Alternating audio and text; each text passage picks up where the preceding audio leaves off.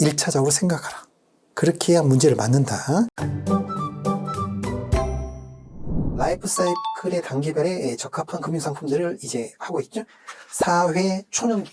이때는 어떤 게 필요할까요? 사회 초년기에 기본적으로 이제 제일 먼저 해야 될 게 주택청약이 또 필요해요.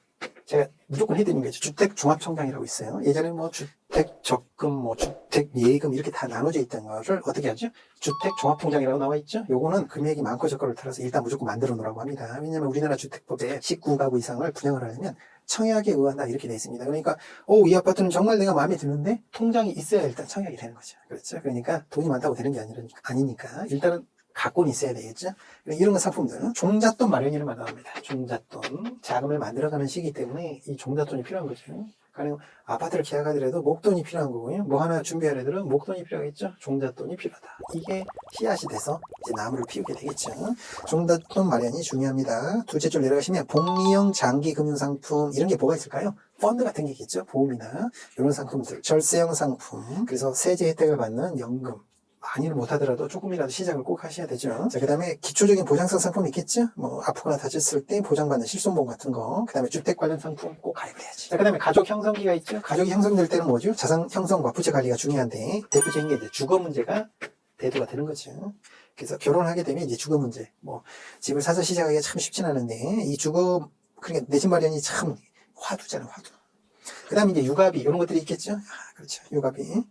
육아비가 워낙 많이 드니까 젊은 세대 분들이 이제 자녀를 잘 낳지 않는 게 어떻게 보면 좀 이해가 많이 되는 측면들이 있는 거죠. 자녀 입장에서 생각해 봐야 되니까. 그렇죠. 낳아달라고 한 건 아니잖아요. 자녀가 태어난 거잖아. 그러면 자녀 입장에서 생각해 봐야지.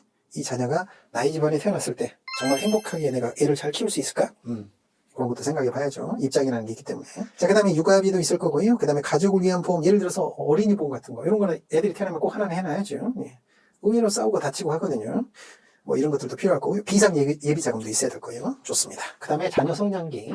자녀가 이제 성장을 하게 되면 이제 자산을 증식해야 되죠. 왜냐면 이때 이제 캐시 인플로우가, 가장, 그렇죠? 회사에서 뭐 부장, 캐시플로우가 제일 좋을 때잖아요. 자산을 증식해야 될 때입니다. 그러면 이때 이런 투자 같은 거, 이런 거 많이 좀 이루어지게 되는 거죠. 위험관리. 투자하는 만큼.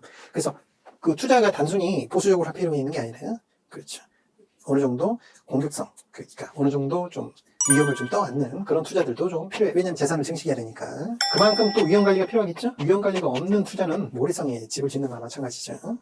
자, 그 다음에 주택을 마련하고 확장해가는 시기가 되겠죠? 자, 그 다음에 여기서 이제 또 한 가지 꼭 체크하셔야 될 게 은퇴 준비를 시작한다는 거죠. 그때부터는 은퇴 준비를 해야 된다는 거죠. 그 다음에 가족 성숙기가 되겠습니다. 가족 성숙기가 되면 어떻습니까? 이제 자녀들이 결혼해서 나가게 되겠죠? 이제 자녀 결혼이 들어가니까 자녀 결혼에도 돈이 꽤 들죠? 그 다음에 은퇴. 자, 은퇴기 끝에쯤 보시면 이런 말이 나옵니다. 원금 보장이라는 단어 나와요. 투자라든가 이런 것들 위험성 있는 상품들을 쭉 운영을 더 해왔다면 이때 이르러서는 아무래도 리스크를 줄여야 되겠죠?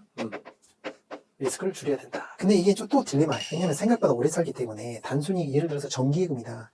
정기예금을 운영해가지고 이게 늘어나는 그 비용 부담을 감당할 수 있을까 하는 생각이 들게 되면 꼭 리스크를 낮추는 게 정답은 아닐 수도 있는데 여기서 또 실패하게 되면 어떻습니까? 회복하기 힘든 거죠. 이게 좀 딜레마긴 합니다만 어쨌든 위험성을 줄여야 되는 건 당연하겠죠. 네.